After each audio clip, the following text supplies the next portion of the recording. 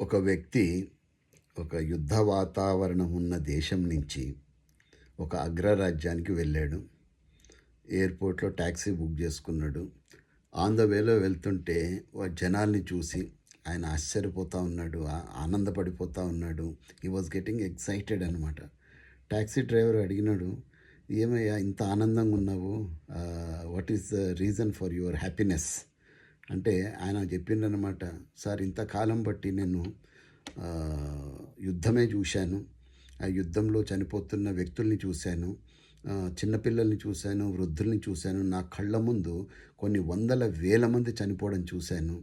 ఇవాళ ఇక్కడ చూస్తుంటే అందరూ కూడా సరదాగా మాట్లాడుకుంటా ఉన్నారు.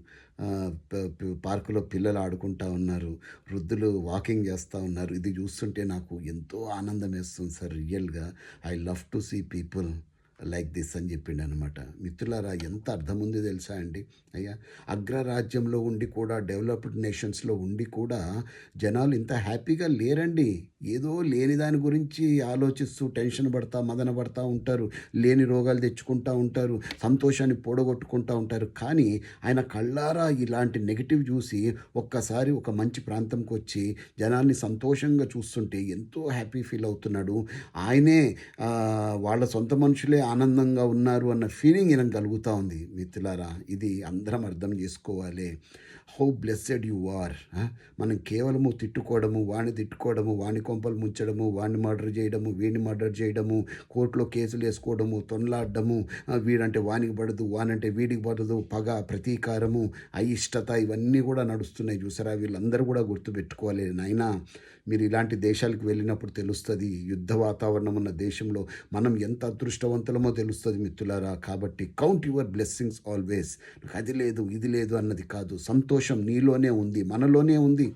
ఏ సినిమాకి వెళ్తే సంతోషం రాదు, ఏ టెంపుల్కి వెళ్తేనో, ఏ చర్చ్కి వెళ్తేనో, ఏ మసీదుకి వెళ్తేనో సంతోషం కాదండి. మన మనసులోనే ఉండాలి, మన ఆలోచనల్లోనే సంతోషం అన్నది ఉంది అన్న సత్యాన్ని మనం గుర్తుపెట్టుకోవాలి.